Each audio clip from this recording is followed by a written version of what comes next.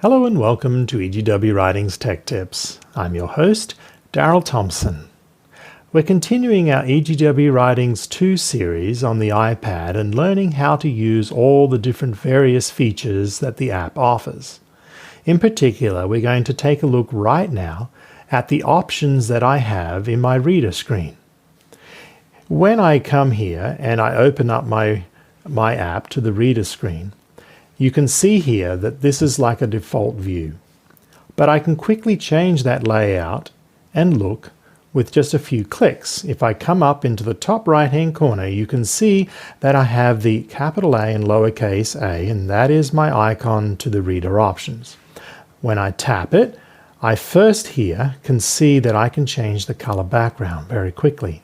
I'm currently dark mode, you can see it highlighted in blue, but maybe you want to change it to dusk, or to day, or to dawn.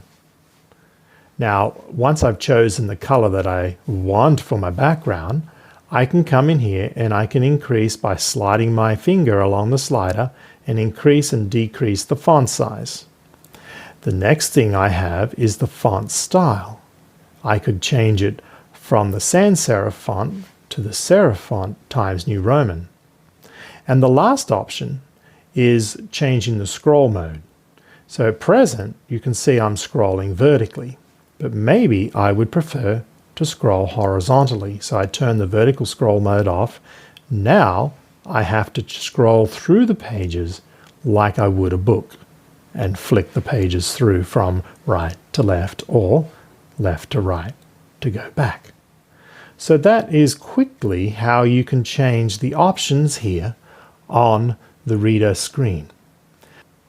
There are three other things that you can do in the reader options, and that is share, listen, and about. What is share? Very simply, you click share, you can share out the book.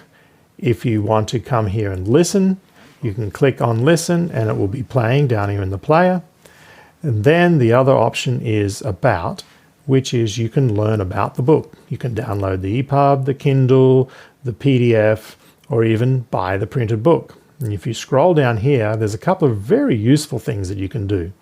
You can copy the About section here, or if you want to cite this in a term paper or in a Sabbath school lesson, you can just tap this little icon here, and once again, you can copy it and now paste it into your paper.